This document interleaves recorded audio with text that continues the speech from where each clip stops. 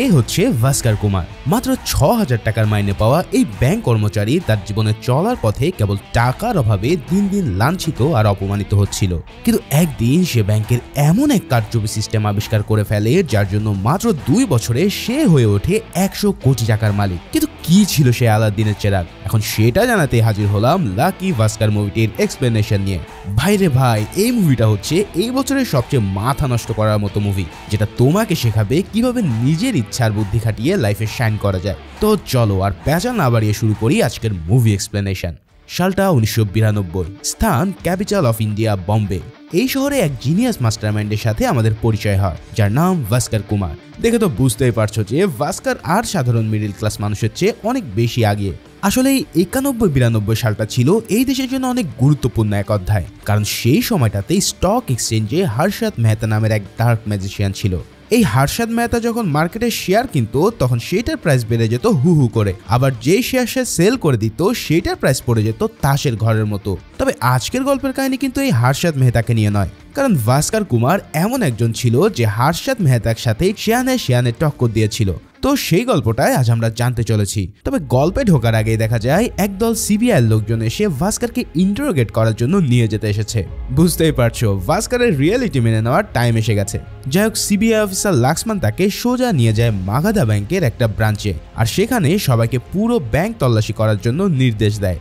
ও বলে রাখি, ভাস্কর কুমার হলো এই ব্যাংকেরই অ্যাসিস্ট্যান্ট জেনারেল ম্যানেজার। তো এখানে সিবিআই রেড দেওয়ার উদ্দেশ্য হলো তাদের কাছে তথ্য আছে যে ভাস্কর ব্যাংক স্ক্যামিং করে প্রচুর পরিমাণ টাকা আত্মসাৎ করেছে, তাই তারা ভাস্করের পার্সোনাল ব্যাংক স্টেটমেন্ট প্রিন্ট করতে শুরু করে। তবে যেই না ভাস্করের স্টেটমেন্ট তাদের হাতে আসে তখন পুরো রুমের সবার চোখ একদম কপালে উঠে যায়, কারণ একজন সাধারণ ব্যাংকারের ব্যাংক অ্যাকাউন্টে পড়ে আছে ১০০ কোটি টাকা।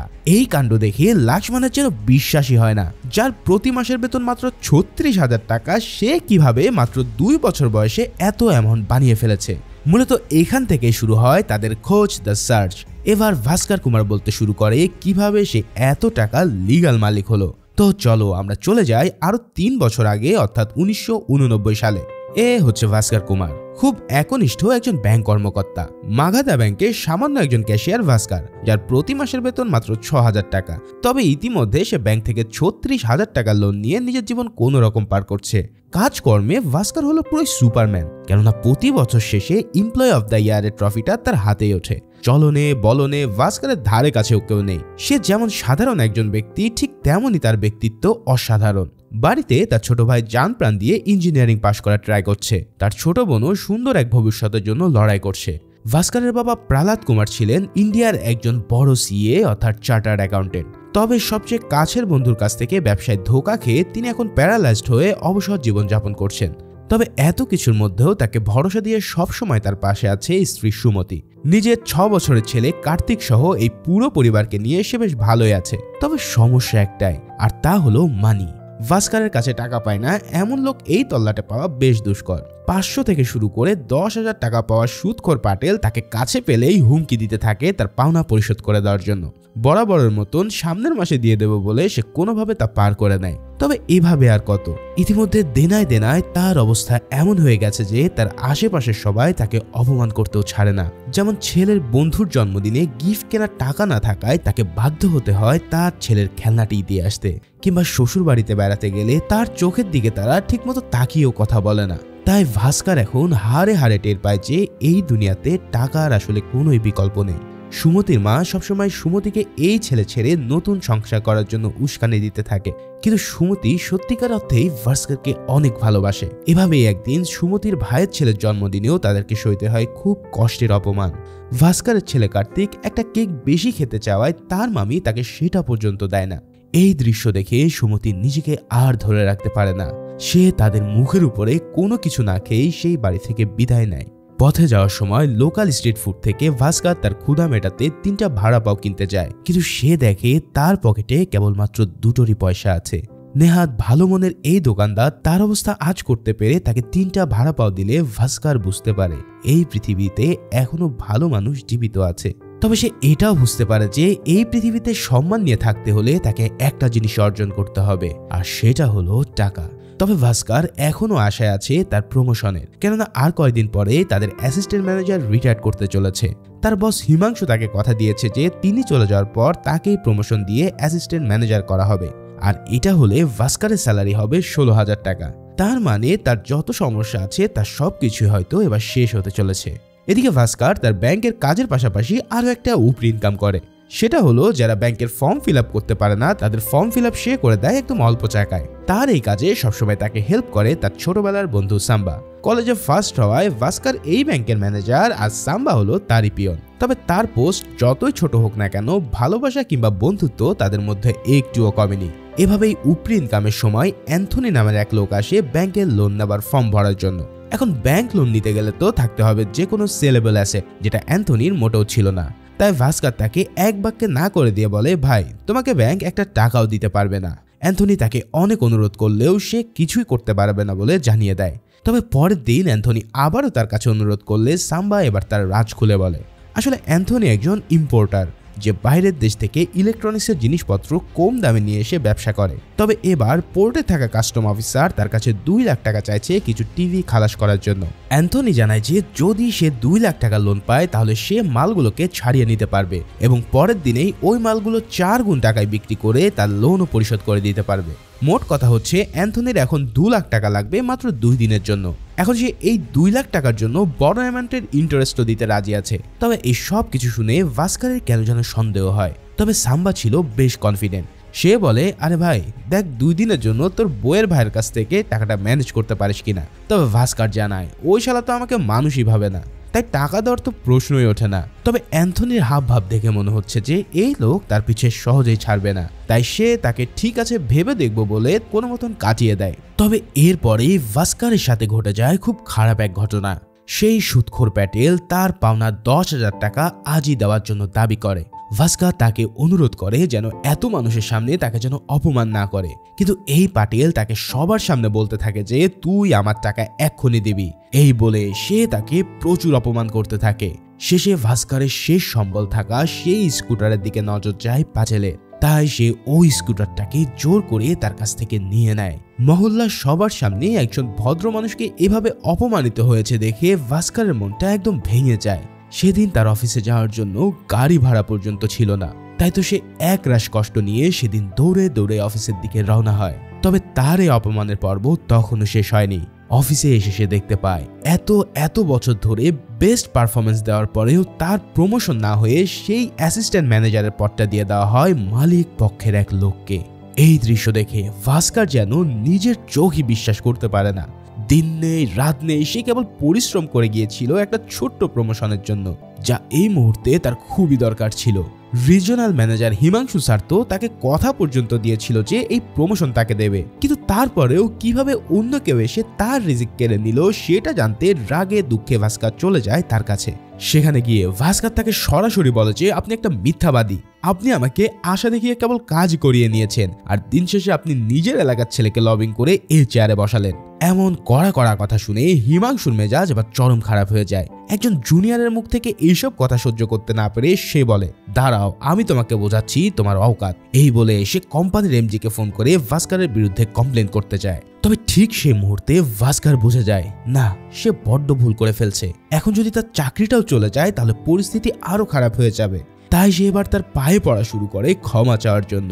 জাস্ট চিন্তা করো, একটা মানুষ কতটা অসহায় হয়ে পড়লে পরিবারের জন্য সে নিজের প্রাপ্যটুকু পাওয়ার জন্য প্রতিবাদও করতে পারে না। পুরো অফিসের সবাই এই অবস্থা দেখে তারাও হিমাংশু স্যারের কাছে ক্ষমা প্রার্থনা করতে থাকে। অবশেষে হিমাংশু স্যারের মন নরম হলে সে তাকে ক্ষমা করে দেয় আর এই কথা জিএমকে জানাবে না বলে কথা দেয়। এমন বাজে এক পরিস্থিতির পর ভাস্কার আবারও নিজেকে শক্ত করতে থাকে, কারণ এটা ছাড়া এখন তার কাছে আর কিছুই বাকি নেই। তাই ফিরে এসে আবারও সে সবার সাথে ঠিক আগের ভাস্কারের মতোই পজিটিভ আচরণ করতে থাকে, যা সবাইকে অনেক অবাক করে দেয়। অফিস শেষ করে সাম্বা আর সে যখন হোটেলে বসেছিল তখন আবারও সে অ্যান্থনি তার কাছে আসে। তবে সাম্বা এবার তাকে ফিরে যেতে বললেও খোদ ভাস্কারই তাকে বসতে বলে। এবার ভাস্কার তাকে প্রশ্ন করে, যদি এখন তোমাকে 2 লাখ টাকা আমি দেই তাহলে বলো তুমি তোমার মাল ছাড়িয়ে প্রফিট করতে পারবে কিনা। এই কথা শুনে অ্যান্থনির চোখ তো চকচক করে ওঠে। সে বলে, শতভাগ গ্যারান্টি দিচ্ছি যে কাল এই 2 লাখ টাকা আমি 4 লাখ টাকা করে ফেলবো। এবার এই কথা শুনে ভাস্কার তার ব্যাগে হাত দেয় আর সে অ্যান্থনির হাতে তুলে দেয় 2 লাখ টাকা। এই দৃশ্য যেন সাম্বা কিছুতেই বিশ্বাস করতে চাইছে না। আরে ভাস্কার এত টাকা পেল কি করে? এখন এই কাহিনী বলার আগে সে অ্যান্থনিকে বলে, এই টাকা আমি তোমার ব্যবসায় খাটাচ্ছি, তাই যা প্রফিট হবে তার থেকে আমাকে ও সাম্বাকে 10% করে প্রফিট দেবে। বলো, ডিল ফাইনাল? এই কথা শুনে অ্যান্থনি এই ডিলে সাথে সাথে রাজি হয়ে গেলে চলে যায় পোর্টে কল দিয়ে তার নিলাম বন্ধ করার জন্য। এবার ভাস্কার এই 2 লাখ টাকা কোথায় পেল তার রাজ সে খুলতে শুরু করে। ভাস্কার জানায় এই টাকা সরাসরি ব্যাংক থেকেই সে মেরে দিয়েছে। প্রতিদিন যে ক্যাশ সে ডিপোজিট করে সেখান থেকে আজ সে 2 লাখ টাকা সরিয়ে রেখেছে। যেহেতু আজ শুক্রবার তাই আগামী 2 দিন কেউই এর হিসাব নেবে না। আর এই 2 দিনের মধ্যে যদি সে টাকা পেয়ে যায় তাহলে আবারও সে ভল্টে চুপিসারে ওই টাকাটা ফেরত দিয়ে আসবে। তার মানে ব্যাংকের টাকা ব্যাংকেই থাকলো, খালি মাঝখান দিয়ে 2 দিন সে সেটা ইউজ করলো। তবে এই প্ল্যান শুনে তো সাম্বার মাথার খাম্বা পুরোই উড়ে যায়। সে বলে, ভাই তোর কি জেলে যাওয়ার কোনো ডর ভয় নেই? একবার ধরা খেলে চাকরি সহ সব যাবে। তবে ভাস্কার জানায়, আমার লাইফ এখন এমন এক অবস্থায় এসে পৌঁছেছে যেখানে হারাবার আর কিছু নেই। ভাইয়ের লেখাপড়া, বাবার মেডিসিন, ছেলের পেটের খাবার সবকিছু আমাকে জোগাড় করতে হবে। আমি আমার চোখের সামনে আমার পরিবারকে এভাবে কষ্ট দিতে পারবো না। তাই আমি আমার পরিবারকে খুশি রাখার জন্য লাইফের শেষ সীমানাও পাড়ি দিতে পারি। এই সব কথাবার্তার মাঝেই অ্যান্থনি আবারও উপস্থিত হয়ে জানায় যে সে ওই নিলাম বন্ধ করতে সক্ষম হয়েছে, তাই এখন এই টাকা দিয়ে দিলেই সে মালগুলো খালাস করতে পারবে। এবার ভাস্কার তার হাতে হাত রেখে বলে, ভাই আমার লাইফটা আপনার হাতে বিশ্বাস করে আমি তুলে দিলাম, দয়া করে আমার ভরসা ভাঙবেন না। এবার সে অ্যান্থনিকে পুরো বিজনেসের ব্যাপারে ডিটেল বলার অনুরোধ করলে অ্যান্থনি বলতে শুরু করে। সেই 80-র দশকে টেলিভিশন এই উপমহাদেশে বেশ জনপ্রিয়তা লাভ করেছিল। তবে এই দেশে একটা টেলিভিশন কিনতে দাম পড়ে যেত প্রায় 40,000 টাকা। তবে এসব যে দেশগুলো থেকে আসতো সেখানে মাত্র 8 থেকে 10,000 টাকায় সেগুলো পাওয়া যেত। যেহেতু দেশের সরকার এর উপরে চড়া ট্যাক্স আরোপ করে তাই এর দাম বেড়ে যায় বহুগুণে। এখন এই ট্যাক্স ফাঁকি দেওয়ার জন্য একটা ব্যবস্থা আছে, আর সেটা হলো এই টেলিভিশনগুলোকে স্পেয়ার পার্টস বলে লুকিয়ে নিয়ে আসা। স্পেয়ার পার্টস বলে আনলে তার উপরে কোনো ট্যাক্সই দিতে হয় না, ফলে অনেক কম দামে জিনিসগুলো ইম্পোর্ট করা যায়। তবে এর জন্য কাস্টম অফিসারকে চা নাস্তার খরচ দিলে আর এই কাজে কোনো বাধা থাকে না। এভাবে কিছু এক্সট্রা টাকা ইনভেস্ট করতে পারলে এই সিস্টেমে রাতারাতি বড়লোক হওয়া কোনোই ব্যাপার না। এই সব কিছু শুনে ভাস্কার এবার কিছুটা চিন্তামুক্ত হয়, তাই সে সাম্বাকে তার সাথে পাঠিয়ে বাড়িতে চলে যায় আর অপেক্ষা করতে থাকে ভালো কোনো খবরের জন্য। কিন্তু 2 ঘন্টায় আসার কথা থাকলেও সাম্বা বা অ্যান্থনির কোনো দেখা পায় না সে। ভাস্করের মনে এক রাশ ভয় আর চিন্তা কাজ শুরু করে। সে ভাবে তারা ধরা খেয়ে গেল না তো, অথবা অ্যান্থনি কি টাকা মেরে চলে গেল? এমনও তো হতে পারে যে সাম্বা সহ 2 জন মিলে তাকে পল্টে দিল। এই সব কিছু চিন্তা করতে করতে ভাস্কর যেন পুরো উন্মাদ হয়ে যাচ্ছে। আজ যদি এই 2 লাখ টাকা সে মার খেয়ে যায় তাহলে কি হবে সেটা তো বুঝতেই পারছো। তবে ফাইনালি সাম্বা সেখানে আসলে সে দেখতে পায় তার মুখে এক রাশ কালো ছায়া নেমে এসেছে। ভাস্করের বুঝতে বাকি থাকে না যে তার মারা সারা হয়ে গেছে। তবে যেই না সে অ্যান্থনিকে দেখতে পায় তখন তার সব ভুল ভেঙে যায়। না, অ্যান্থনি তাকে ধোঁকা দেয়নি। সে ওই মাল ছাড়িয়ে তার থেকে 2 লাখ টাকা কামাই করেছে, যার থেকে সাম্বা ও ভাস্কর পেয়ে যায় 20,000 করে প্রফিট। তবে ভাস্কর তাকে খুশিতে জড়িয়ে ধরে এই টাকার জন্য নয়, সে তাকে জড়িয়ে ধরেছে এটা ভেবে যে অ্যান্থনি তার ওয়াদা রক্ষা করেছে। এভাবেই অ্যান্থনি ভাস্করের লাইফে এক বড় মোড় তৈরি করে দেয়, যা তার এই ছাপোষা লাইফকে ধীরে ধীরে ঠিক করে দেবে। ভাস্কর প্যাজেলকে টাকা ফেরত দিয়ে তার প্রিয় স্কুটারটি ব্যাক নিয়ে আসে, যেটা দেখে সুমতি যেন আকাশ থেকে পড়ে। এর পরের দিন ভাস্কর আবারও ব্যাংকে যায় সবাই আসার আগে। এবার তার মিশন হচ্ছে খুব গোপনে ওই 2 লাখ টাকা আবার ভল্টে অ্যাড করে দেওয়া। সেই কাজ ভাস্কর এমন ভাবে করে দেয় যে একটা পিঁপড়া পর্যন্ত টের পায় না। এর মানে তো তোমরা বুঝতে পারছো, ভাস্কর ইতিমধ্যে এমন এক সিস্টেম পেয়ে গেছে যার কোনো তুলনাই হয় না। এরপর থেকে অ্যান্থনি একে একে পোর্ট থেকে মাল নিয়ে আসে আর ভাস্কর তার ব্যাংক থেকে 2 দিনের জন্য টাকা সরিয়ে ব্যবসা করতে থাকে। এভাবে ভাস্করের লাইফ এগিয়ে যেতে থাকে রকেট গতিতে। এখন তাকে আর টাকার জন্য কারো কাছে অপমানিত হতে হয় না। ভাই বোনের পড়ালেখা, ব্যাংকের লোন, ঘরের আসবাবপত্র সবকিছুই তার হতে শুরু করে। এই সব কিছু দেখে সুমতির কাছে যেন স্বপ্ন বলেই মনে হয়। এত দ্রুত ভাস্কর নিজের লাইফ কিভাবে পাল্টে ফেলেছে তা যেন সে কিছুতেই ধরতে পারছে না। আসলে এত অভাবে থাকা মানুষ যখন সেই অভাবকে হত্যা করে দেয় তখন কিন্তু সে এমনই আচরণ করে। তবে এই সব কিছু তার বউ ঠিকই নোটিস করে তাকে সত্যি কথা বলতে বলে যে আসলে সে পয়সা কোথা থেকে পাচ্ছে। তবে ভাস্কার তাকে মিথ্যা জানায় যে সে এক্সপোর্ট ইম্পোর্টের ব্যবসা করছে আর এর জন্য সে টাকা ব্যাংক থেকে লোন নিয়েছে। তার ব্যবসা এখন অনেক ভালো যাচ্ছে বিধায় সে এভাবে উঠছে। সরল মোনা সুমতি তার এই কথা বিশ্বাস করে নেয় আর নিজেকে চিন্তামুক্ত করে তার সাথে উঠতে থাকে। এভাবেই একদিন ভাস্কার তার ছেলের জন্মদিনের পার্টি খুব ধুমধাম করে দেয়, যা দেখে আশেপাশে সবাই অবাক না হয়ে পারে না। সেই পার্টিতে অ্যান্থনি জানায় তার ছেলে তাকে আমেরিকায় শিফট হয়ে যাওয়ার জন্য বলছে, তাই সে হয়তো দ্রুতই আমেরিকায় পাড়ি জমাবে। তবে তার আগে সে একটা লাস্ট কাজ করতে চায় ভাস্কারের সাথে। তবে এবারের আইটেম হচ্ছে 3টা ইম্পোর্টেড বিদেশি কার, যেগুলো বেচলে ইনভেস্টমেন্টের চেয়ে 6 গুণ বেশি টাকা কামানো যাবে। তবে এই কাজের জন্য প্রয়োজন হবে 10 লক্ষ টাকা। এই টাকার অ্যামাউন্ট শুনে ভাস্কারের মুখে চিন্তার ভাঁজ পড়ে যায়, কারণ এতদিন তারা 2-3 লাখ টাকা সরিয়েছে অনেক কষ্টে। এখন সেখানে ব্যাংক থেকে 10 লাখ টাকা গায়েব করা কিন্তু চারটেখানি কথা নয়, যার জন্য সে মোটামুটি সিদ্ধান্ত নিয়ে নেয় যে এই ডিল সে কখনোই করবে না। এরপর সে রুমে ফিরে আসলে সুমতি জানায় তাদের ওই পার্টিটা ওয়ান অফ দ্য বেস্ট হয়েছে। তবে দেখা যায় তার ছেলে কার্তিক কেন যেন কান্না করছে। ভাস্কার কারণ জিজ্ঞেস করলে কার্তিক বলে, বাবা জানো, আমার বন্ধুরা এতদিন আমাকে বলতো যে তুই তো ফ্রিতে কেক খাওয়ার জন্য আমাদের পার্টিতে আসতি, কিংবা একই গেঞ্জি বারবার পরে গেলে তারা আমাকে ফকির বলতো, কিন্তু আজ তারা এত বড় পার্টি দেখে আমাকে অনেক আদর করেছে। আজ তোমার জন্যই তাদের সব মুখ বন্ধ হয়ে গেছে বাবা। এই সব কথাগুলো শুনে ভাস্কারের মন একদম অন্যরকম হয়ে যায়। সে বুঝে যায় টাকা আসলে কি না করতে পারে। যারা তার 2 পয়সার দাম দিত না তারা এখন তাকে সম্মান দিয়ে কথা বলে, যা সবকিছু হয়েছে এই টাকার কারণে। ভাস্কার বুঝে যায় এই সম্মান ধরে রাখতে হলে টাকার কোনো বিকল্প নেই। তাই ভাস্কার এবার কল দেয় অ্যান্থনিকে আর বলে, স্যার আপনার ডিলে আমি রাজি। এরপরেই শুরু হয় ভাস্কারের 10 লাখ টাকা সরিয়ে নেওয়ার এক বিগ মিশন। তার ব্যাংকের ভল্ট ম্যানেজার হচ্ছে এই নারায়ণ স্যার। তিনি প্রতিদিন অফিসে লেট করে আসে আর দ্রুত বেগে বাড়ি চলে যায়, যার কারণে এতদিন ভাস্কার এই সুযোগেরই অসৎ ব্যবহার করেছে। কিন্তু আজ দেখা যায় যে এই বান্দার সময় পার হয়ে গেলেও আর ব্যাংক থেকে যাচ্ছে না। ভাস্কার আজ বেশি টাকা নিয়ে ঠিকই ভল্টে এসেছে, কিন্তু যাওয়ার সময় সেই টাকাটা নিতে না পারলে সবকিছু বৃথা। তাহলে এখন কি করা যায়? ভাবতে ভাবতে ভাস্কার একটা চরম ফোন দিয়ে এঁটে ফেলে। সে সাম্বাকে দিয়ে বাইরে থেকে কল দিয়ে তাকে 10 মিনিট বিজি রাখে। ঠিক সেই সুযোগে ভাস্কার তার ব্রিফকেসে সব টাকা ভরে নেয়। এভাবে ফাইনালি 10 লাখ টাকা আলাদা করে রেখে ভাস্কার সসম্মানে বেরোতে সক্ষম হয়। এরপর সেই টাকা দিয়ে তারা ওই গাড়িগুলোকে পোর্ট থেকে ছাড়িয়ে নিয়ে আসে। তবে এবার ঘটে ঠিক সেই কাহিনী যা তোমরা এতক্ষণ ধরে আজ করছিলে। গাড়ি ছাড়িয়ে আনার পর দেখা যায় যে ডিলারের কাছে তারা গাড়ি বিক্রি করবে তাদেরকে পুলিশ ইতিমধ্যে স্মাগলার বলে ধরে নিয়ে গেছে। তার মানে এই মুহূর্তে তারা গাড়িগুলোকে আর সেল করতে পারছে না। ফলে এখন একদিন পর ভাস্কার ব্যাংকে কই থেকে টাকা ব্যাক দেবে তার কোনো উপায় আর বাকি রইল না। সাম্বা তো রেগে মেগে অ্যান্থনিকে মারতে পর্যন্ত চলে যায়, কিন্তু ভাস্কার এখানে বিচক্ষণতার পরিচয় দেয়। সে বলে, এতদিন লাভ যেহেতু একসাথেই করেছি, এখন লসের সময়ও আমরা একসাথেই থাকবো। সে অ্যান্থনিকে বলে, এই ডিলার নেই তো কি হয়েছে, আমরা এই গাড়ি চলো অন্য ডিলারের কাছে বিক্রি করি। এই বুদ্ধি শোনার পর অ্যান্থনি বলে, অন্য এক ডিলার আছে, কিন্তু সে তো থাকে গোয়াতে, এত দূরে এই গাড়িটাকে আমরা নেব কি করে? তবে ডিলার যেহেতু পাওয়া গেছে সেহেতু ভাস্কার জানে কিভাবে তাকে এই গাড়ি পার করে নিতে হবে। সেই প্ল্যান অনুসারে সে 3টা গাড়িতে সরকারি ফ্ল্যাগ লাগিয়ে রওনা দেয় গোয়ার উদ্দেশ্যে। তবে ঠিকই তাদের গাড়ি পুলিশে আটকে তাদের গাড়ির কাগজ আর লাইসেন্স দেখা শুরু করে। অ্যান্থনি আর ভাস্কার গাড়ি চেক করিয়ে বেরিয়ে যেতে পারলেও মিস্টার হাম্বার ঠিকই ধরা খেয়ে যায়। তবে ঠিক সেই সময় ভাস্কার চালে তার আসল চাল। তার গাড়ি থেকে বেরিয়ে আসে একজন রুলিং পার্টির মিনিস্টার।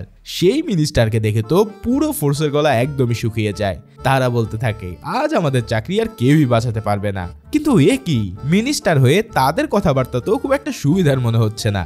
আসলে সুবিধার মনেই বা হবে কেন? এই লোকগুলো তো ছিল পথে ভিক্ষা করা ফকির বাহিনী। মানে সিরিয়াসলি, ভাস্কার তাদের ভিখারি থেকে একদম মিনিস্টার বানিয়ে সবগুলোকে ঘোল খাইয়ে দিল। সাবাস বেটা সাবাস।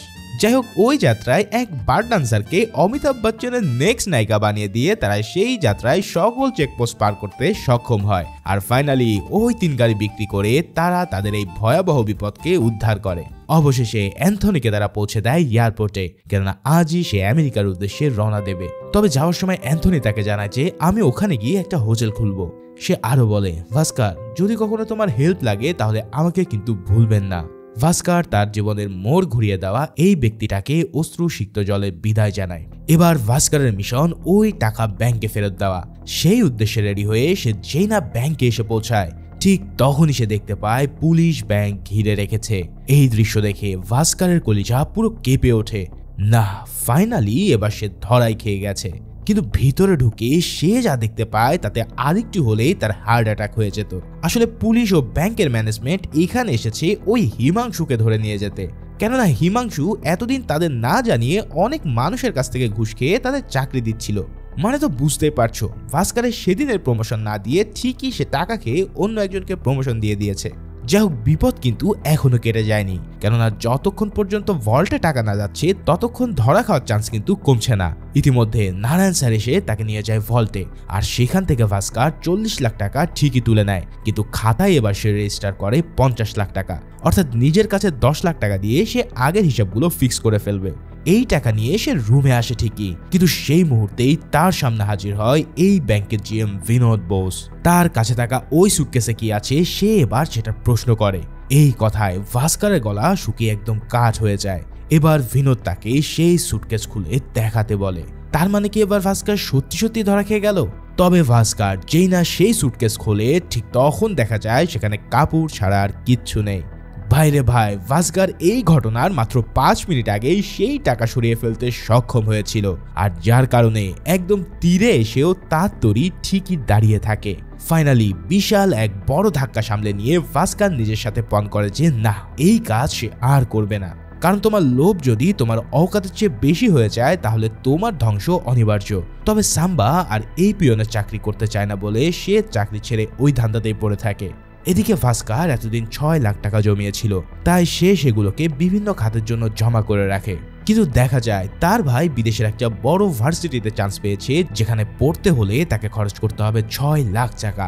অগত্যা পুরো পরিবারের জন্য জমানো টাকা তার শুধুমাত্র এই ভাইয়ের পিছনেই খরচ হয়ে যায়। তবে কথায় আছে না, ভাগ্য যখন সুপ্রসন্ন হয় তখন তা একটু দেরিতেই থামে। ঠিক সেভাবেই পরের দিন অফিসে গিয়ে ভাস্কার এমন এক নিউজ পায় যা তার পুরো দুনিয়া একদম উল্টে দেয়। স্বয়ং চেয়ারম্যান তাকে মিটিংয়ে কল করে জানায় যে আজ থেকে তুমি মাগাদা ব্যাংকের এজিএম। আমি তোমার নামে অনেক ভালো রিপোর্ট পেয়েছি, যার কারণে তুমি একমাত্র এই পদের জন্য সঠিক ব্যক্তি। মাত্র একদিনের মধ্যেই ভাস্কারের লাইফ 6,000 টাকার স্যালারি থেকে 19,000 টাকার স্যালারি হয়ে যায়। সেই সাথে সাথে মারুতি 800 গাড়িটা তো বোনাস। সে সেই লাল গাড়িটা নিয়ে বাড়ি ফিরে এই খবর সুমতিকে দিলেও সেও আনন্দে আত্মহারা হয়ে ওঠে। তবে আসল গল্প কিন্তু এখনো শুরুই হয়নি। এ তো গেল ভাস্কারের জীবনের শুরুর দিকের পার্ট। তবে এখন শুরু হয় সেই পার্ট যেখানে আমরা জানতে পারবো যে ভাস্কার কিভাবে 2 বছরে বানিয়েছিল 100 কোটি টাকা। তবে সেই পার্টে যাওয়ার আগে যদি এক্সপ্লেনটা এনজয় করো তাহলে লাইক দিতে কিন্তু মোটেও ভুলে যেও না। যাই হোক, ভাস্কারকে ট্রান্সফার করা হয় বোম্বের মেন ব্রাঞ্চে। সেখানে প্রথম দিন ব্যাংকের চেয়ারম্যান তাকে একটা বড় দায়িত্ব দিয়ে বসে। এখন সেই দায়িত্বটা হলো হর্ষদ মেহতা। আসলে ওই ডার্ক ম্যাজিশিয়ানের কোম্পানি গ্রোমোর এবং তার পার্সোনাল অ্যাকাউন্ট এই ব্যাংকে অবস্থিত। চেয়ারম্যান জানায় হর্ষদ আমাদের সবচেয়ে ভিআইপি ক্লায়েন্ট, তাই তার যা যা লাগবে তাই যেন সে পূরণ করে দেয়। ভাস্কার চেয়ারম্যানের এই কথা অক্ষরে অক্ষরে পালন করবে বলে কথা দেয়। পরের দিন হর্ষদ মেহতার এক ঘনিষ্ঠ চেলা সুরাজ এসে হাজির হয় ভাস্কারের সামনে, যার হাতে ছিল কাটারি ব্যাংক নামের এক ব্যাংকের 2টো বিআর বা ব্যাংক রিসিট। এখন চলো একটা ফিনান্সের ছোট্ট ক্লাস করে আসি আর জেনে নেই কি এই বিআর। দেখো, ব্যাংক কোনো ব্যক্তি বা কোম্পানিকে যেমন লোন দেয় ঠিক সেভাবে অন্য ব্যাংকেও লোন দিতে পারে। তবে এর জন্য তারা ডিরেক্ট ব্যাংক টু ব্যাংক টাকা ট্রান্সফার করতে পারে না। ফলে এই ধরনের ট্রান্সফার কমপ্লিট করে কোনো এক ব্রোকার কোম্পানি। যেমন মাগাদা ব্যাংক যদি কাটারি ব্যাংকে লোন দেয় তাহলে প্রথমে মাগাদা ব্যাংক হর্ষদ মেহতাকে টাকা ট্রান্সফার করবে, এরপর হর্ষদ সেই টাকা ট্রান্সফার করবে কাটারি ব্যাংকে। ঠিক সেম ভাবে টাকা ফেরত দেবে প্রথমে হর্ষদের কাছে আর সে পৌঁছে দেবে মাগাদা ব্যাংকে। এর বিনিময়ে হর্ষদ মেহতা পাবে 0.001% কমিশন। মূলত বিআর হচ্ছে সেই ডকুমেন্টস যেটার মাধ্যমে ব্যাংক এই ডিলগুলো ফাইনাল করে। তো সুরাজ এখানে 2টো বিআর নিয়ে সেগুলোতে সাইন করিয়ে নেয়। তবে ভাস্কার তাকে বলে আপনার হাতে মাত্র 2 সপ্তাহ সময় পাবেন এই টাকা ফেরত দেওয়ার, আর হ্যাঁ আমি চাই না আপনি লেট করেন। মূলত এখানে ভাস্কার তাকে লিগালি চলার জন্য আহ্বান জানায়। তবে 2 সপ্তাহের জায়গায় 4 সপ্তাহ পর হর্ষদ মেহতা তাকে সেই টাকা ফেরত দিলে ভাস্কার ঠান্ডা মাথায় তাকে থ্রেট দিয়ে জানায় যে পরের বার থেকে সেই ব্যাপারটা টলারেট করবে না। এই সব শুনে সুরাজ ঠিকই বুঝে যায় যে এই লোক তাদের পথের কাঁটা হতে চলেছে। যাই হোক, সে এবার ভাস্করকে অনুরোধ করে হর্ষদ মেহতা ও তার কোম্পানি গ্রো মোরের ব্যাংকের স্টেটমেন্টের কপি প্রিন্ট করে দেওয়ার জন্য। তবে ভুল করে ডাবল স্টেটমেন্ট প্রিন্ট হয়ে গেলে ভাস্কর তাকে এক কপি এখানে রেখে বিদায় জানায়। এবার ভাস্করের মনে একটু খাইশ জাগে। সে বলে, দেখি তো ইন্ডিয়ার সবচেয়ে ধনী ব্যক্তির ব্যাংক অ্যাকাউন্টে কত টাকা আছে। সে হর্ষদ মেহতার অ্যাকাউন্ট আর তার বিশাল ফিগার দেখে তার চোখ কপালে উঠে যায়, কারণ ততদিনে হর্ষদ মেহতার ধন সম্পত্তি যে কত বিশাল হয়ে গিয়েছিল তা কল্পনার বাইরে। তবে এই স্টেটমেন্ট দেখে তার চোখ এক জায়গায় আটকে যায়। সে দেখতে পায় নিয়ম অনুসারে তার ব্যাংক থেকে যে টাকা বিয়ারের মাধ্যমে কাটারি ব্যাংকে যাওয়ার কথা ছিল, সেই টাকা কাটারি ব্যাংকে না গিয়ে বরং তার কোম্পানি গ্রো মোরে যাচ্ছে। তার মানে হচ্ছে এই ব্যাংক টু ব্যাংক লোনটা স্রেফ একটা ধোঁকা। আসলে হর্ষদ মেহতা তার কাছ থেকে টাকা নিয়ে নিজেই কোনো কাজ করছে, আর পরে কাজ শেষ হয়ে গেলে সে আবার ওই টাকাটা ব্যাক দিয়ে দিচ্ছে। এই পুরো কাহিনীটা মিলে যায় একদম ভাস্করের সাথে, কেননা সেও তো একবার এমনই কাজ করে টাকা বানিয়েছিল। তারপরেও সে ভালোভাবে খোঁজ নেওয়ার জন্য চলে যায় কাটারি ব্যাংকে, আর সেখানে গিয়ে তাদের টাকা রিসিভ করার স্টেটমেন্ট দেখতে চায়। কিন্তু ব্যাংকের ম্যানেজারের হাবভাব আর দামি ঘড়ি দেখে সে বুঝে যায় যে এরা সবাই ইতিমধ্যে হর্ষদ মেহতার কাছে বিক্রি হয়ে গেছে। কিন্তু প্রশ্ন হলো, এই টাকা নিয়ে হর্ষদ আসলে কিসের বিজনেস করছে? এখন সেটার রহস্য জানার জন্য সে সোজা চলে যায় বিএসইতে, আর সেখানকার ব্রোকারদের কাছে সে এমন এক জিনিস জানতে পারে যেটা তার পুরোই হুঁশ উড়িয়ে দেয়। সে জানতে পারে যে হর্ষদ মূলত শেয়ার মার্কেট রিগিং করে। বিষয়টা ক্লিয়ার করে বলি, হর্ষদ মেহতা প্রথমে নাম সর্বস্ব কিছু কোম্পানি শেয়ার একদম কম মূল্যে কেনা শুরু করে। এরপর তার পুরো টিম মিলে সেই কোম্পানি শেয়ার কম দামে কেনা শুরু করলে তা দেখে আম জনতারা সেই শেয়ার ধুমিয়ে কেনা শুরু করে। ফলে কয়েক সপ্তাহের মধ্যেই 20 টাকা শেয়ার হয়ে যায় 500 টাকা। ঠিক সেই সময় হর্ষদ মেহতা তার কেনা নামে বেনামের সব শেয়ারগুলো একসাথে বিক্রি করে দেয়। তার মানে তারা কেনে 20 টাকায় আর মানুষকে লোভ দেখিয়ে তার দাম বাড়িয়ে বিক্রি করে 500 টাকায়। ফলে এভাবে সে এক সময় হয়ে ওঠে পুরো স্টক এক্সচেঞ্জে দ্য বিগ বুল। আশা করি তোমরা বুঝতে পারছো যে এই হর্ষদ মেহতা কি চালু চিজ ছিল। তবে এই রিগিং করার জন্য তার অনেক টাকার প্রয়োজন ছিল, যেটা সে এই সকল ব্যাংকের সাথে ধান্দাবাজি করে জোগাড় করে নিত। এই সব কাহিনী শুনে ভাস্কর এবার পুরো কাহিনী বুঝে ফেলে যে কিভাবে হর্ষদ মেহতা পুরো ইন্ডিয়াকে ঘোল খাওয়াচ্ছে। এবার ভাস্করের কাছে দুটো অপশন, হয় হর্ষদের কেনা গোলাম হয়ে যাওয়া, না হয় ব্যাংকের চেয়ারম্যানকে সব জানিয়ে দেওয়া। ভাস্কর সেকেন্ড অপশনটি বেছে নিয়ে চেয়ারম্যানকে কল দেওয়ার সিদ্ধান্ত নেয়। তবে সেই সময় ঘটে তার লাইফের সবচেয়ে বড় টুইস্ট। দেখা যায় কার্তিক স্কুল থেকে ফিরছে আর তার মা তাকে বকাঝকা করছে।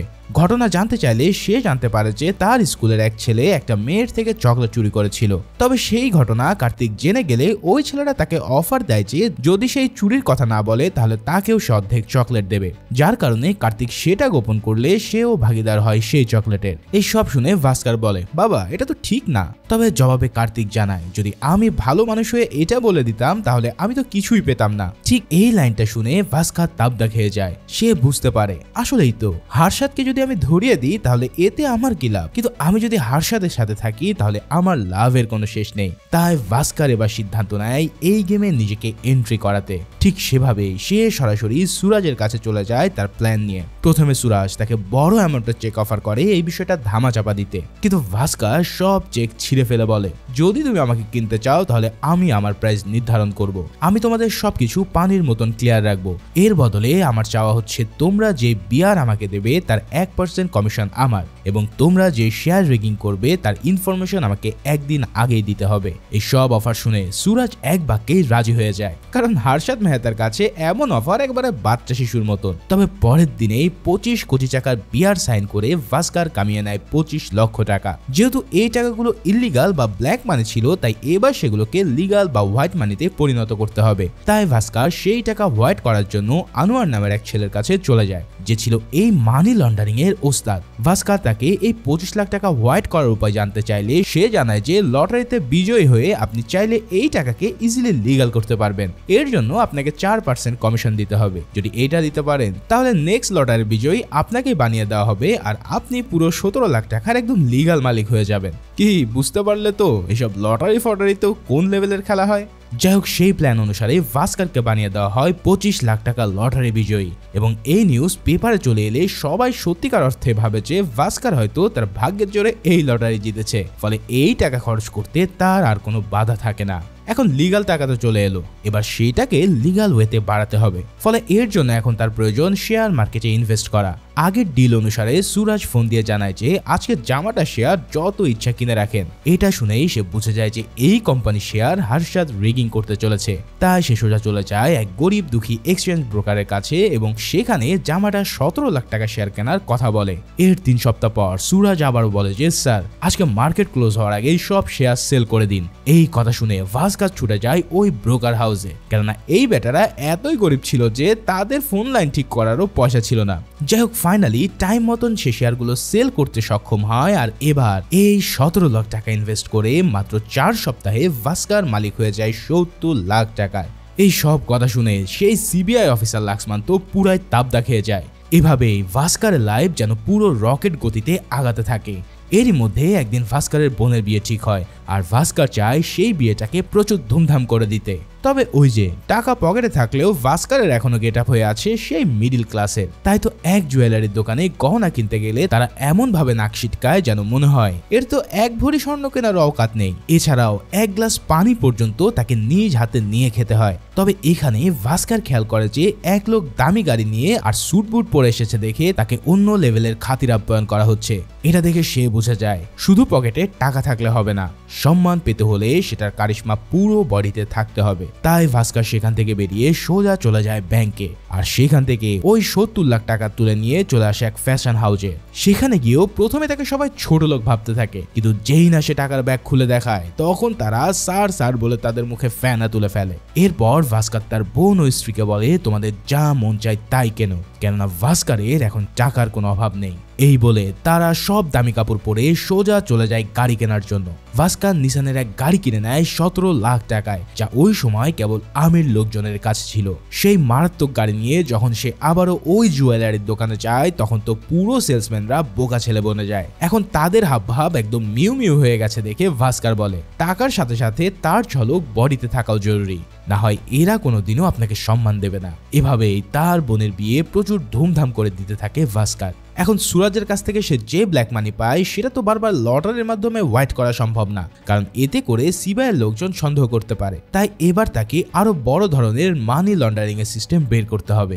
সেই সিস্টেম অনুসারে আনোয়ার তাকে জানায় যে বাইরে এমন অনেক কোম্পানি আছে যাদের এজেন্টের কাছে আমরা এখান থেকে ক্যাশ টাকা দিলে তারা ওই কোম্পানি থেকে আমাদেরকে রেমিটেন্স পাঠিয়ে দেবে। তবে এর জন্য থাকতে হবে আমাদের একটা লিমিটেড কোম্পানি। ফলে ভাস্কার এবার তার বউয়ের নামে একটা আচারের কোম্পানি খুলে সেই মানি লন্ডারিং এর মাধ্যমে টাকা পাচার করা শুরু করে দেয়। তবে তার স্ত্রী কিন্তু এইসব কিছুই জানে না। সে শুধু জানে যে দুবাই বা সিঙ্গাপুরে তার আচার অনেক বেশি পছন্দ হয়েছে বিধায় সবাই বড় বড় আকারে অর্ডার করছে, যার জন্য তারা রাতারাতি এত ফুলে ফেপে উঠেছে। তবে সুমতি বিষয়টা ধরতে না পারলেও তার বাবা কিন্তু ঠিকই আজ করতে পারে, কারণ হাজার হলেও প্রহ্লাদ কুমার ছিল একজন জাদরেল চার্টার্ড অ্যাকাউন্টেন্ট, তাই তো তাকে ফাঁকি দেওয়া এতটা সহজ নয়। এভাবেই দিনের পর দিন সবকিছু ঠিকঠাক চলতে থাকলেও ভাস্কারের আচরণে কিন্তু অনেক পরিবর্তন আসে। সে এখন আর আগের মতন সহজ সরল কিংবা ভালো মানুষ নেই। সে তার নিজের মানুষদের সাথে রেগে কথা বলে, কাউকে সে এখন আর কেয়ারই করে না। এভাবে একদিন ওই পাটেল তার গাড়িতে ধাক্কা দিলে সে রেগে গিয়ে তার স্কুটারটাকেই দুমড়ে মুচড়ে দেয়।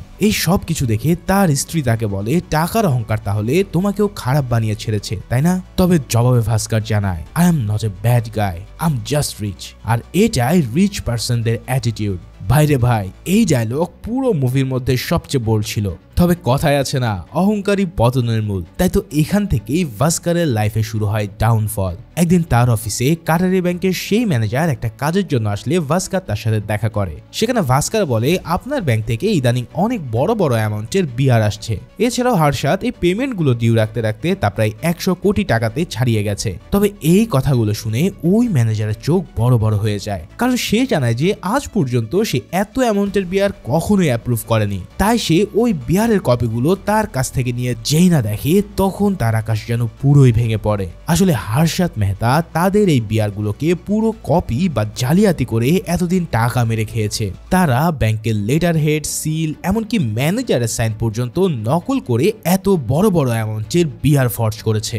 এবার এই কথা শুনে ভাস্করের পা থেকে যেন মাটি সরে যায়। চিন্তা করো, শুধু একটা ব্যাংক নয়, এমন কত ব্যাংক থেকে হর্ষদ টাকা নিয়েছে তার কোনো ইয়াত্তাও নেই। এখন এই কথা যদি বাইরে লিক হয় তাহলে পুরো দেশের অর্থনীতি একদম ভেঙে পড়বে। এছাড়াও পুরো শেয়ার মার্কেট ধসে পড়বে তাসের ঘরের মতো। এছাড়াও হার্ষাদ যদি ধরা খেয়ে যায় তাহলে তাদেরকেও জেলে যাওয়া ছাড়া আর কোনো উপায় থাকবে না। তার মানে এমন পরিস্থিতিতে ভাস্কার এখন কি করবে? সে যে এই জালে এভাবে ফেসে যাবে তা সে কখনো কল্পনাও করতে পারেনি। তখন ওই ম্যানেজার তাকে বারবার অনুরোধ করে যে সে যেন আর একটা বিয়ারও অ্যাপ্রুভ না করে, আর সেই সাথে সাথে এই কথাগুলো যেন কোনোভাবে বাইরে না যায়। এই বলে সে সেখান থেকে বিদায় নেয়। তবে যাওয়ার পথেই সেই লোকটা হার্ট অ্যাটাক করে বসে আর সেখানেই মারা যায়। এরপর এই ঘটনা ভাস্করকে একদম ভিতর থেকে দুমড়ে মুচড়ে দেয়। সে বুঝতে পারে যে এত বড় বড় রাঘব বোয়ালের কাছে সে একটা পুতুল মাত্র।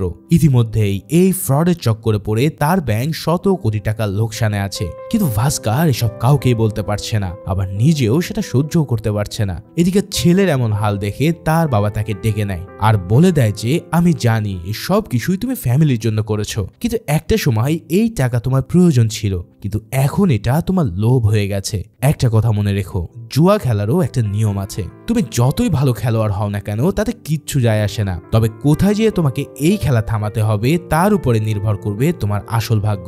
এই দামি কথা শুনে ভাস্করও বুঝতে পারে যে তার থেমে যাওয়ার সময় চলে এসেছে। তাই সে প্ল্যান করে নিজেকে আবারও সেই আগের অবস্থানে ফিরিয়ে নিয়ে যেতে থাকে। এর জন্য ভাস্কর তার লাইফে এতদিন যা যা করেছে তার সবকিছুই একে একে বন্টন শুরু করে দেয়। সে তার ভাইকে আমেরিকায় একটা বাড়ি কিনে দেয়, তার বোনকে উপহার দেয় একটা ফ্ল্যাট। এছাড়াও তার স্ত্রীর ভাইকে বিজনেস করার জন্য সে টাকা ইনভেস্ট করে। এরপর থেকে ভাস্কর আর সুরাজের কোনো বিয়ার অ্যাপ্রুভ করে না, তবে এটা করে দেওয়ার জন্য ম্যানেজমেন্ট বোর্ড পর্যন্ত তাকে রিকোয়েস্ট করতে থাকে। কিন্তু ভাস্কর জানায়, স্যার আমি এই কোম্পানির ভালোর জন্য আর একটা বিয়ারও অ্যাপ্রুভ করতে পারবো না, কারণ ইতিমধ্যে 100 কোটি টাকা হার্ষাদ পেন্ডিং রেখেছে। যদি সে এটা পরিশোধ করে তাহলে আমি পারবো, আর অন্যথায় যদি আমাকে দিয়ে আপনারা ফোর্স করেন তাহলে এই নেন আমার রিজাইন লেটার, আজ থেকে আমি ইস্তফা দিলাম। এই বলে ভাস্কর সেদিন চাকরি ছেড়ে দেয়, যা দেখে পুরো অফিসের সবাই একদম অবাক হয়ে পড়ে। তো এখনকার এই সিচুয়েশনে কিন্তু আমরা মুভির একদম শুরুতে দেখতে পেয়েছিলাম, যেখান থেকে ভাস্করকে সিবিআই ধরে নিয়ে এসেছিল। এতক্ষণ ভাস্কর তাদেরকে এই গল্প করছিল যে সে কিভাবে এত টাকা লিগ্যাল মালিক হলো, তবে সে শুধু ভাগ্য আর লিগ্যাল ওয়ের কথাই তাদের কাছে স্বীকার করে, কেননা এমন 2 নম্বরের কথা জানলে তার তো জেলেই যাওয়া লাগতো। যাই হোক, সিবিআই অফিসার এই সব কিছু শুনে বলে, তোমার গল্প ভালো, এছাড়াও তোমাকে যে জেলে ধরে নিয়ে যাব তারও কোনো প্রুফ আমাদের কাছে নেই, কেননা খাতা কলমে এই সব কিছু তুমি লিগ্যালে আয় করেছো। তবে এভাবে খালি হাতে আমরা তো ফিরে যেতে পারবো না, কেননা আমাকে যে হায়ার করেছে সে আর কেউই নয়, সে হচ্ছে এই ব্যাংকের চেয়ারম্যান মিস্টার রাজবীর। তার মানে তো তোমরা বুঝতেই পারছো, আসলে এই পুরো স্ক্যামিং এর কথা কিন্তু ব্যাংকের সবাই জানতো। তবে এত কিছু জানার পরেও তারা ভাস্করকে কেবল পুতুল হিসেবে ব্যবহার করার জন্যই এই পোস্টে নিয়ে এসেছিল। এই সব দেখে ভাস্কর যেন নিজেকে বিশ্বাসই করতে পারে না। স্বয়ং ব্যাংক নিজেই এই করাপশনের সাথে জড়িত তা তার কল্পনার বাইরে। এবার ব্যাংকের চেয়ারম্যান তার আসল চেহারা ভাস্করকে দেখায়। সে বলে, আমি জানি তুমি অনেক কামিয়েছো এই ধান্দায়, কিন্তু যখন তোমার মন ঘুরে গেল তখন তুমি আমাদের সাথেই পল্টি নিতে চাইলে, তাই তো কাউকে না জানিয়ে তুমি রিজার্ভ ব্যাংকে গিয়ে আমাদের নামে নালিশ করে এসেছো। এখন এই বিয়ারে যে 100 কোটি টাকা পেন্ডিং আছে সেটা আমাদেরকে দিতে হবে, অন্যথায় পুরো ব্যাংক কলাপস করবে আর সাথে জেল ফ্রি। তো এই মুহূর্তে তোমাকে আমি 2টো অপশন দিচ্ছি, এক আইটি ডিপার্টমেন্টকে বলে আমরা তোমার অ্যাকাউন্ট ফ্রিজ করে রাখি আর জেলের ভাত খাওয়াই, অথবা 2 এই পেন্ডিং 100 কোটি টাকা তুমি হার্ষাদকে দেওয়ার মাধ্যমে ব্যাংকের পেন্ডিং ক্লিয়ার করে দেবে। এতে করে তোমার টাকা হারালেও তুমি স্বাধীনভাবে চলাফেরা করতে পারবে। এই সব কথা শুনে ভাস্কর যেন এক অথৈ সাগরে পড়ে। তিল তিল করে কামানো টাকা কিনা শেষমেশ এভাবে তাদের দিয়ে দিতে হবে, কিন্তু সেটা না করে তার আর কোনো উপায় নেই। তাই আর কোনো কিছু চিন্তা না করে ভাস্কর কুমার তার ব্যাংকের সমস্ত টাকা চেক লিখে দেয় হার্ষাদ মেহতার নামে, আর নিজে এই পাপ থেকে মুক্তি নেয় চিরতরে। আচ্ছা, তবে কি কাহিনী এখানেই শেষ হতে যাচ্ছে? আরে না, একটু ওয়েট করে দেখো না, কি মারাত্মক টুইস্ট অপেক্ষা করছে তোমার জন্য। তো কাহিনী শুরু হয় ঠিক তখনই যখন ভাস্করের চেক ব্যাংকে ডিপোজিটের জন্য পাঠানো হয়। সেখানেই জানা যায় যে এই লোকের ব্যাংক অ্যাকাউন্টে একটা ফুটো পয়সাও নেই। তার মানে গত 10 দিন আগে ভাস্কর তার ব্যাংক ডিঅ্যাক্টিভ করার পাশাপাশি সব টাকা তুলে নিয়ে গেছে। ভাইরে ভাই, শেষে এসে ভাস্কর যে এমন এক খেল দেখাবে তা একদম মাথার উপর দিয়ে যায়। শুধু তাই নয়, ভাস্কর সেই টাকা নিয়ে প্রথমে কল দেয় অ্যান্থনিকে, আর তার মাধ্যমে পুরো টাকা ইনভেস্ট করে আমেরিকার একটা হোটেল কেনার জন্য। তার এই টাকা হোয়াইট করার জন্য দরকার ছিল এনআরবি ও আরবিআই এর অ্যাপ্রুভাল, যেটা তার বাবার লবিং এর সাহায্যে সে ঠিকই করে নেয়। এরপর একজন ইনভেস্টর হিসেবে ভাস্কর কুমার তার লাইফ সেট করে ফেলে আমেরিকায়। অন্যদিকে পুরো ব্যাংক ম্যানেজমেন্টকে পুলিশ গ্রেফতার করে টাকা আত্মসাতের মামলায়। এই পুরো কাহিনী যখন চেয়ারম্যান জানতে পারে তখন জাস্ট সে একটা কথাই বলে, ভাস্কর ইউ প্লেড ওয়েল। তো কি বুঝলে? আসলে ভাস্কর আগেই ধরতে পেরেছিল যে এই স্ক্যামের সাথে জড়িত আছে ব্যাংকের চেয়ারম্যানও, আর তারা তাকে স্রেফ অ্যাপয়েন্ট করেছিল যাতে তার উপরে সব দোষ চাপিয়ে দেওয়া যায়। তাই ভাস্কর আগে থেকেই প্রিপেয়ার ছিল এই সুবর্ণ সময়ের জন্য, কেননা ভাস্কর তার বাবার কাছ থেকে এটাই জেনেছিল যে খেলা যত ভালোই হোক না কেন, খেলাটা কখন থামাতে হবে সেটাই সবচেয়ে বড় ব্যাপার। ঠিক এই সঠিক সময়ে সঠিক সিদ্ধান্তই আজ তাকে সবকিছু থেকে বাঁচিয়ে নেয়। ঠিক এই সিনের মধ্যে দিয়ে শেষ হয় এই বছরের সবচেয়ে বেস্ট মুভিটি। তো ভিডিওটি কেমন লাগলো তা অবশ্যই আমাকে জানিও। আর হর্ষদ মেহতাকে নিয়ে কিন্তু পুরো একটা ওয়েব সিরিজে আছে। এখন তোমরা যদি চাও তাহলে সেই ওয়েব সিরিজটা এক্সপ্লেন হবে সিনারি ক্যাপস ভিডিওতে, তো কমেন্টের মাধ্যমে তোমরা জানিও। আর নতুন ভিডিও খুব শীঘ্রই আসতে চলেছে। সবাই ভালো ও সুস্থ থেকো। আল্লাহ হাফেজ।